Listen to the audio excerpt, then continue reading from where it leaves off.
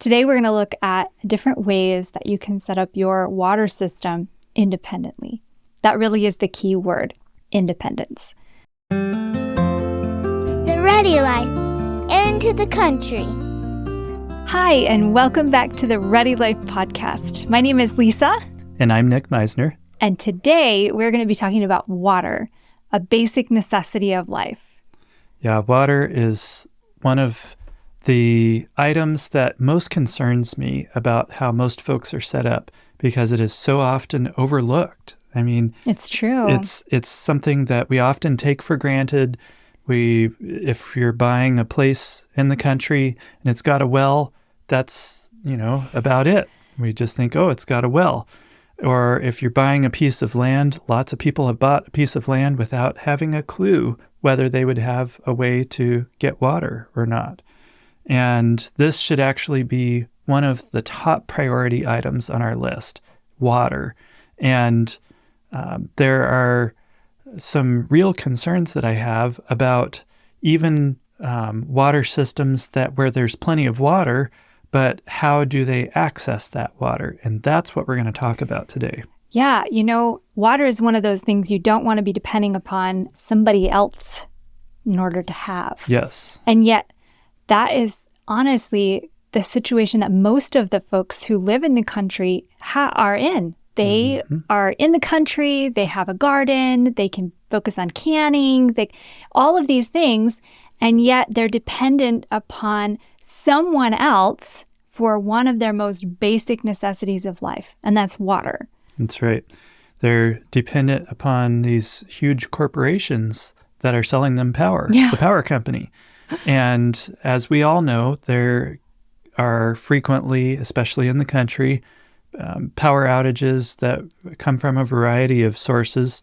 But there's also the situation of you are placing yourself where you are dependent upon that power company.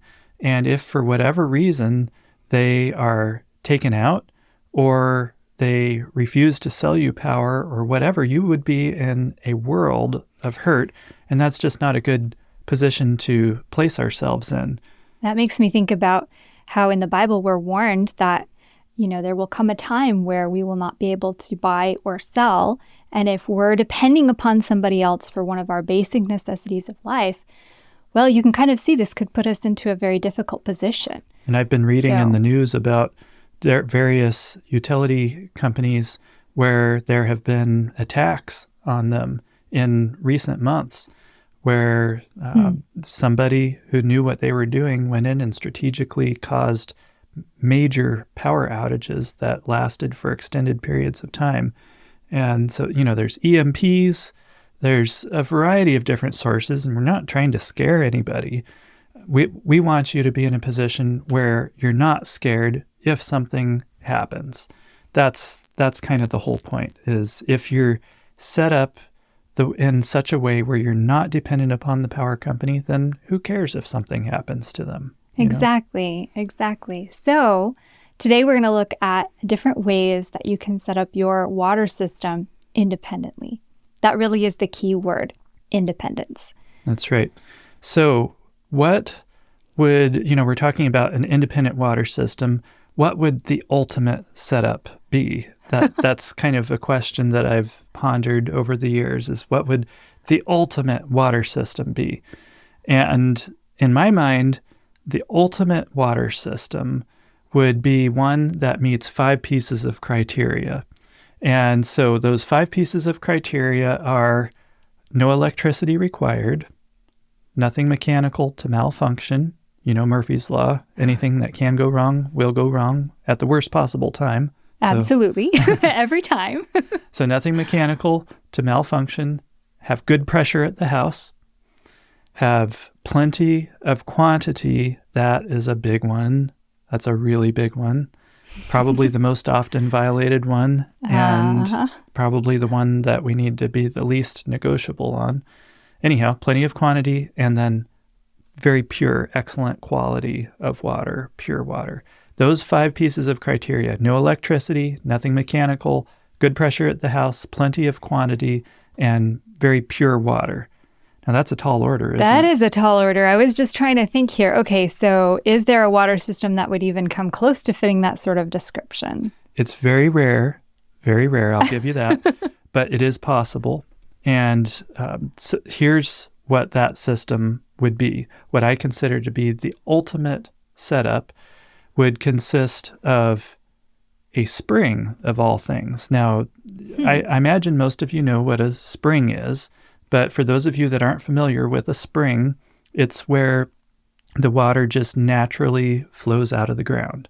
There are all over, especially in mountains or hilly country, you find them, but there's springs all over the place. I mean, even down in flat Florida, they've got huge freshwater springs. I went scuba diving in once. Wow. But springs all over the place. It's just a place where the water naturally flows out of the ground or comes to the surface. Sometimes it looks like a boggy area. Sometimes it looks like a little creek flowing out of the side of a hill. But the ultimate water system starts with a spring. Reason for that is because it's coming to the surface all on its own. You're not having to pump it to the surface. So that's a big plus right there. So nothing mechanical there. Nothing mechanical and nothing electric to get it to the surface. But don't forget, we need to still get it to the house and pressurize the house, because I'd like to have good pressure running water in the house. Yeah. I don't really want to go back to the 1800s and haul water with buckets. Water in buckets, yeah. So how do we do that? We've now got it to the surface with a spring. Well, that's where the lay of the land comes in. And if you happen to have a hill nearby, and if there's a spring that's a good ways up that hill, you can tap in to what I call the gravity principle. And the gravity principle is where the force of gravity pushing water downhill, if it's in a pipe, it puts it under pressure. Where if you capture the water uphill and you channel it down the hill to your house in a pipe, it is going to be under pressure the further it goes down. The further it goes down, the more pressure there will be. In fact, for every 1 vertical foot of drop, you gain 0.43 pounds per square inch of pressure. Now, how much pressure does a typical household have? Typical household pressure is somewhere in the neighborhood of 30 to 60 pounds per square inch of pressure. Okay. So what this looks like is if you would need to have somewhere in the neighborhood of 60 vertical feet of fall to equal a fairly normal amount of pressure. Okay. You could have less than that. The water will still flow, but it won't be normal pressure. So if you want to have normal 50, 60 feet or more of vertical feet of fall will give you a fairly normal amount of pressure. And so that's how high up your cistern would need to be in order for you to have normal pressure with no pumps, nothing mechanical or electric. So from the spring, you would collect the water in a cistern first and then pipe it down to the house? That's correct. Okay. So the cistern, because the spring, most springs are not gushing and putting off 20 gallons a minute. Most springs are putting off what appears to be a small amount of water, but it collects over time and it adds up to a lot of cumulative water. But at that moment, it's not a lot. And in your house, you might have a bunch of different faucets on and it just wouldn't be enough to keep up with your house. So that's why you collect it in a cistern where you've now got a body of water up there, and that cistern is feeding your house. Wow. So this is like no electricity. There's nothing mechanical. You have pressure at the house. And hopefully plenty of quantity. Hopefully plenty of quantity. I guess that would depend on the size of the spring. Yeah, we'll talk about that in a minute. This would be the ultimate setup. Yep. This is awesome. So this is what it looks like. If you want the ultimate, that would be the ultimate. Now, having said that, bear in mind that, like I said, very few of these exist. They're out there, and I've seen a good number of them, but percentage-wise, most homesteads do not have this kind of a setup. And most likely, that's not going to be what you end up with either. So I just want you to be aware of what the ultimate is. But we're going to show you a lot of options for ways that you can set up a water system that is still good. Maybe it's not the ultimate, but it's still good and still a independent water system where you will not be dependent upon the power company or some other utility in order to get your water. That's what we're after. So actually, this makes me think of our power or our water system here. We have a spring, but unfortunately, our spring isn't up on top of a hill that's 60 vertical feet above our home. That's right. And so when you have a spring where it's either, there's just not enough fall, or it's even maybe below the house, how do you set up that spring to pressurize a house? So in that kind of a situation, once again, you're still going to use a cistern to collect the water for obvious reasons. And then from that cistern, since we don't have gravity working to our advantage to carry the water down to the house, we're going to need to use a pump. And it's going to need to be a electric pump.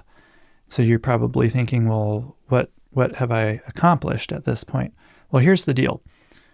With that electric pump, we're going to not be powering it from the power company. We're going to set up our own little power company to power that pump. We're going to set up a renewable energy system, most likely a solar system, but whatever the best source of energy is for you. We've already talked about off-grid power systems on previous episodes, and we'll be talking about them more. So I'm not going to go into great depth on that, but just suffice it to say that pumps, there are very energy efficient pumps available that we can use to pump that water from the cistern into your house and pressurize your house. And they don't use a lot of power. They're very, very feasible to do with a off-grid power system. And you'll now have a good independent water system. Yes, it's not perfect. It's not ideal because it does have an electric pump and it's mechanical in nature, it's moving parts, and it's electrical. So because of that, I always like to, if possible, have some redundancy, and that's how I try and make things that aren't ideal to be better, is by having redundancy. Yeah, have a spare pump maybe, and have some spare parts for your power system, have some multiple options for powering that pump, things like this. Of course, with a spring, you can always go get a bucket and haul true. water if, worst case scenario. But this is true. So you still have access to water in that scenario. Right.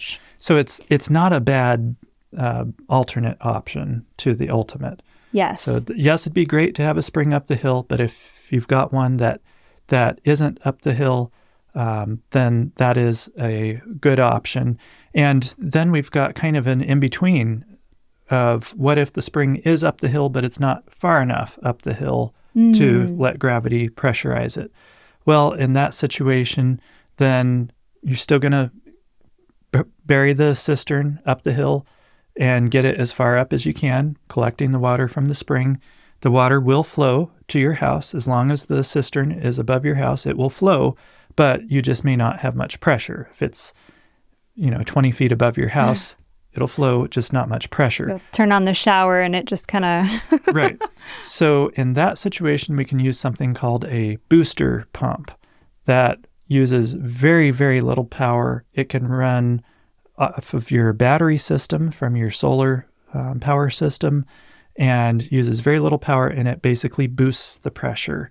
It lets the water flow down to your house, and it'll pump the pressure up to your normal household pressure and keep up with your water needs. Very nice system. And the beautiful thing about that is if something fails with the pump or the power system, the water can still flow.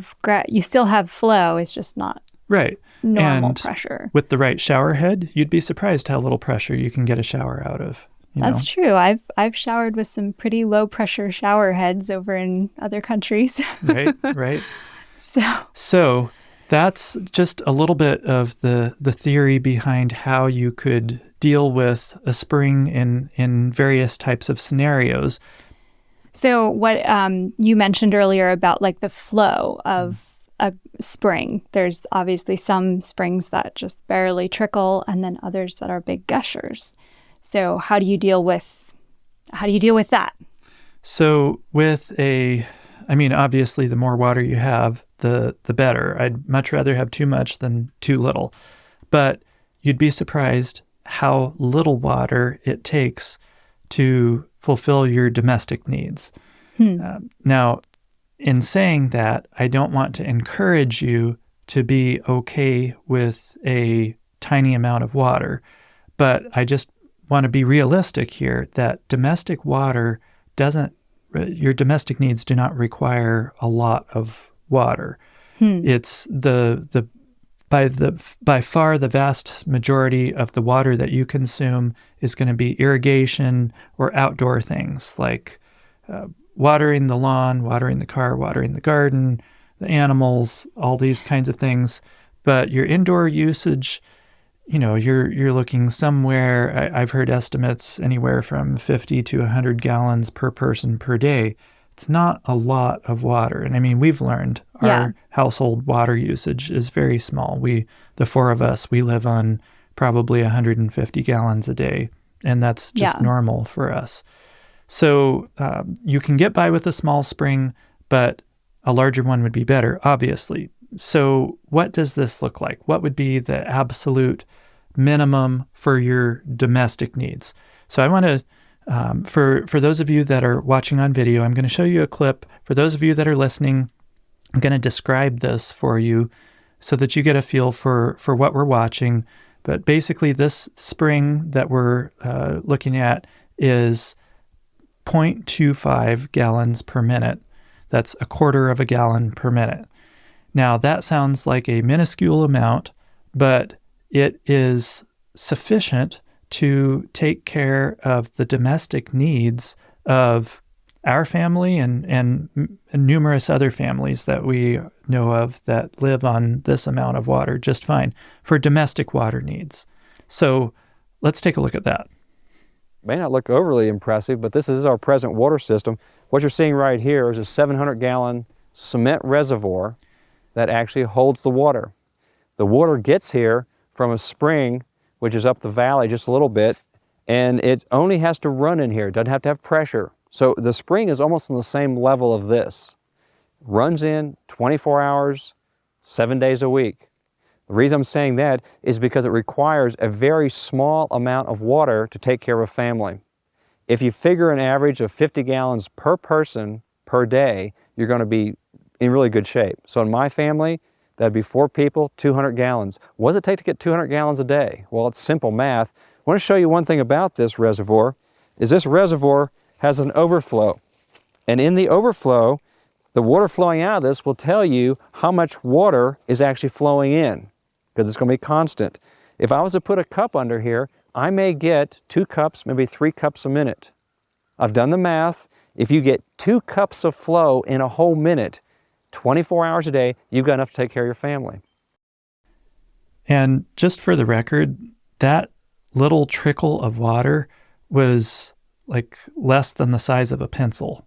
That's how small it was. It's very small, right. Very small. But once again, I want to be realistic here that if you are needing to do irrigation outside or anything like that, this probably isn't going to be sufficient for you.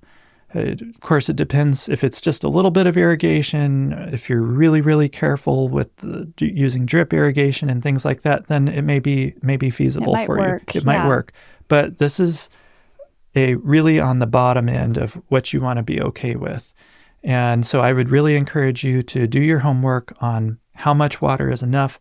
We've got an episode coming up in the future that's all about dealing with low flow water sources. And we'll get more into this on that episode. But for now, I just wanted you to see what the very, very bottom end looks like. Probably not sufficient for most of you. Yeah. Now, another spring that we want to take a look at is 1 1/3 gallons per minute, roughly, somewhere in that neighborhood. And the amount of flow looks pretty similar to what you would get out of a kitchen faucet. And so here's what that one looks like. So we'll take the screen off, and let me get my watch in the stopwatch mode here. And here we go.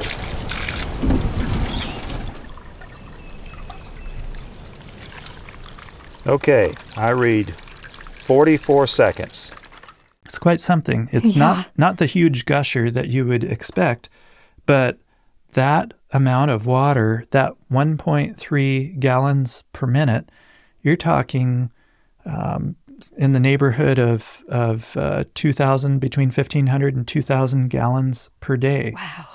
That's a lot of water. That is a lot of water. Yeah. So that would be a really, really nice, livable spring for a lot of people, certainly for us. Certainly, probably for most people, Right. actually. Yeah, that would be a good one. So I hope that gives you an idea of what type of amount we might be needing. But once again, you need to do your homework and find out how much water you need, because everybody's situation is different. Yes.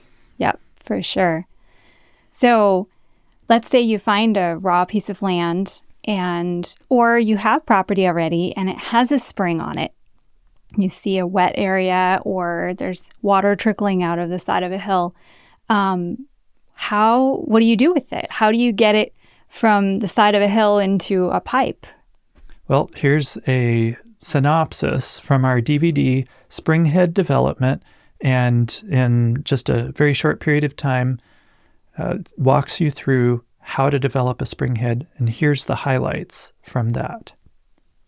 Yesterday, when we dug this spring out, we had to clear the weeds off and dig along the ditch, trace the spring to its source, and then dig out a basin. We put in gravel and a collection pipe. Then we put in more gravel. We closed it back over with plastic. Then we put dirt on top, and now, as you can see, it's all covered over. When we get grass planted on this and growing, there will not even be any evidence that there's a spring under the ground there, and it will be protected from runoff and from contamination. Pretty cool, huh? That is so awesome. I love watching that. Bob does such a good job at just showing how simple and easy it is to dig out a spring and put a pipe in, and then you have water coming out of a pipe. It's just amazing. Protected from surface contamination and everything. It's a good method that works well. Yeah, and it's so simple that anybody can do it. Yeah, we got a link to that in the show notes, just in case you're needing it. So, what about our next water source? That's a little bit about springs, but another water source that we wanted to look at is creeks and streams. Right. So if you got a little creek on your property or a little stream, how can you utilize that for your water system for your home? Well, by its very nature, a creek is most often going to be lower than your house. So, I mean, there may be some unusual situations where there is a creek that's up above your house, but most of the time, it's down in a low spot and it's going to be lower than your house. So gravity flow is going to be kind of out of the question with creeks. The other thing about creeks is you've now entered the realm of surface water. With a spring, you're capturing that water before it ever leaves the ground. And so it's fairly protected, not as protected as a well, but still fairly protected from surface contamination. Mm-hmm. But with a creek, it is exposed to anything.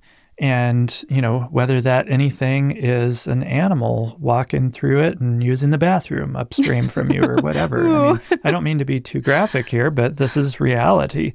Yes, it'll get diluted and everything, but Giardia is an issue in some areas and in some creeks and a lot of creeks from what I hear.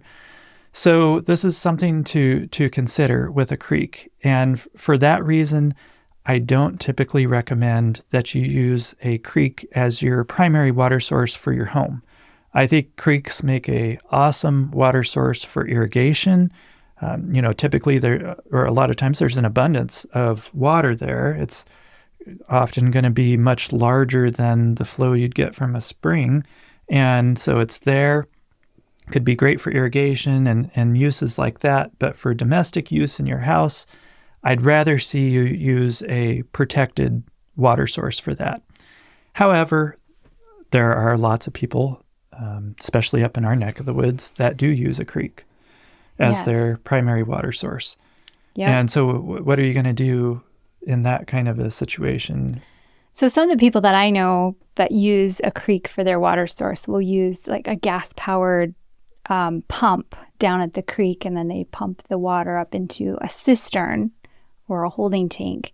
And then from there, there's another pump in the cistern that pressurizes the house. Right. So And as far as the water not necessarily being pure, what they'll typically do is use a filtering system of some sort. Could be like as a Berkey or exactly. Catadine or something like that. That would be the Yeah. simplest form, is just a tabletop filter, ceramic or other filter that you pour the water in the top and gravity pushes it through and you've got your drinking water. And so they'll just filter their drinking water, assuming that the creek water is pristine, that we're not dealing with a lot of chemicals and stuff like that, which hopefully if you're up in the mountains somewhere, it's going to be fairly pristine. Yes. Or if you wanted to, you could put in a more elaborate whole house filtration system to purify the water for the entire house. But yes, that is a fairly common water system, what you just described. Obviously, it's not independent because it's using a gasoline pump to pump the water up. So you do have to buy the gas. And but I will say that those gas pumps don't use much gas. And with proper fuel storage techniques, which we will talk about in a while, another podcast. you can store fuel for many years. Gasoline, even gasoline, you can store it. I've done it for like 7 years successfully. And so it is possible. And with a good bit, with a drum of gasoline, you could pump water for quite some time. So no, it's not ideal, but lots of people use it, and it is an option to consider. But what I'd really like to see you consider if you were going to use a creek for either irrigation or your domestic needs is something along the lines of a ram pump. Yeah, a ram pump, if you're not familiar with them, ram pumps are one of the most ingenious devices I think I've ever seen.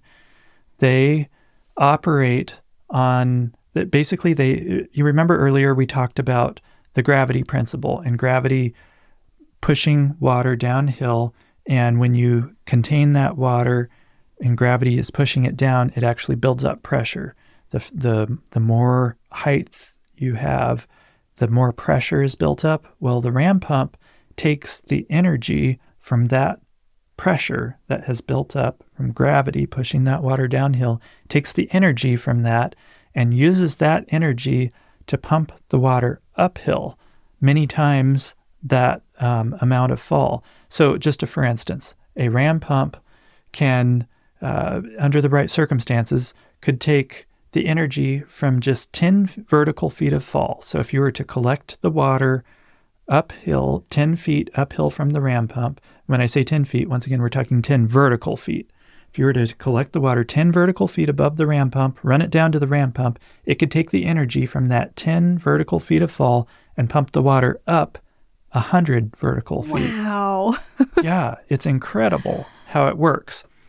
Now, one thing to be aware of with a ram pump is that it, as part of the pumping process, it wastes a lot of water. So let me show you a video clip of that real quick. And for those of you watching on video, you'll see what I'm talking about. When we come back, I'll describe what you're hearing for those of you that are listening. So here we go.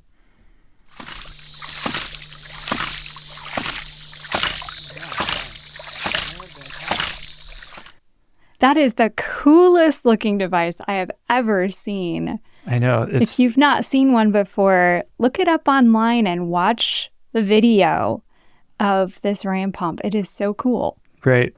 And that rhythmic noise that you heard, that is the ram pump in operation. It's a series of valves that open and close, and it creates a dynamic energy from the valve closing that shoots a little bit of water up. So it's It's got, basically it's a metal case with a pipe running into it, and you see a bunch of water that spurts out rhythmically. And so most of the water that comes down the drive pipe gets sprayed out and wasted as a byproduct and flows back into the creek. But a portion of the water, just a portion that comes down the drive pipe, actually makes it up to your cistern. Wow. So because of that, a ram pump is not a good option for most springs. It would need to be a massive spring that's putting off a ton of water. But it would be a good option for a creek or Absolutely. a stream, especially one that if you've got a little bit of fall on your property, then yeah, you could use that and pump it up to a cistern. And then from the cistern, you could pressurize your house if it was high enough again. And there's no electricity required. That's Zero. awesome.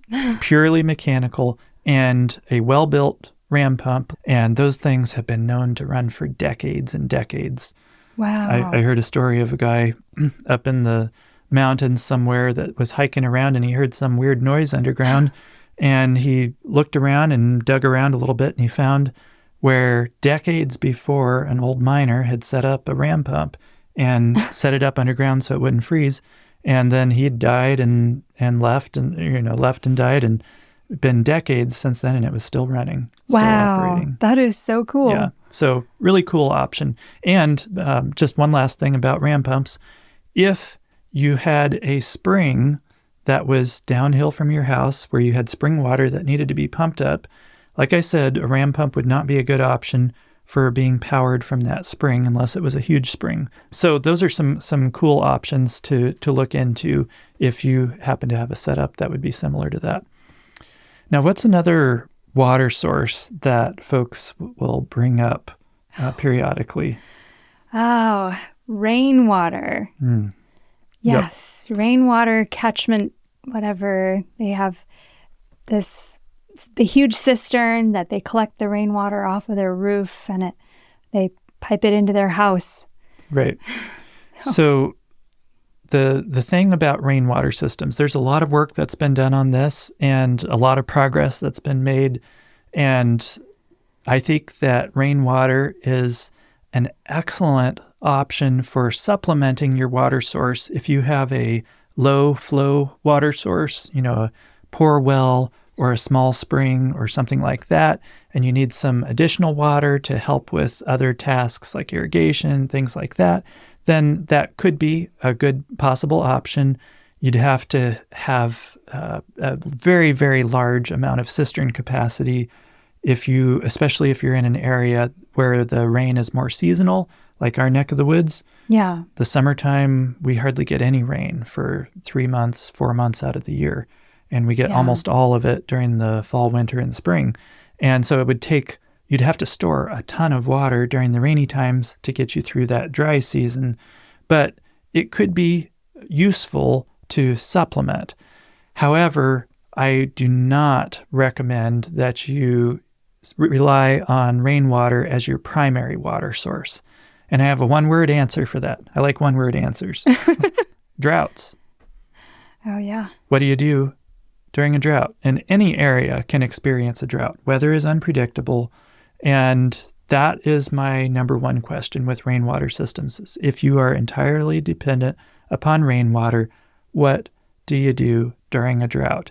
And I've visited places where they were predominantly on rainwater systems, like, for instance, Bermuda. Years ago, went there and stayed with some friends, and they were showing us around, and almost everybody, or at least it looked like the majority of folks there, were living on rainwater systems. I guess there's not a lot of fresh water, groundwater there.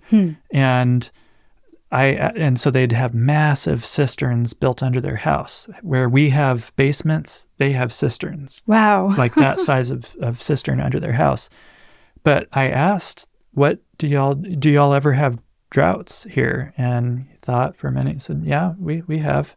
I said, well, what do you do during a drought? And he said, well, you have to hire somebody to haul water in and fill your cistern up.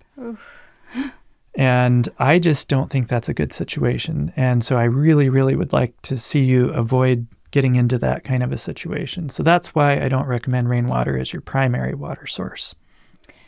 So I think we've covered almost everything except wells. The most popular one. The most popular one, which most of you probably all have wells.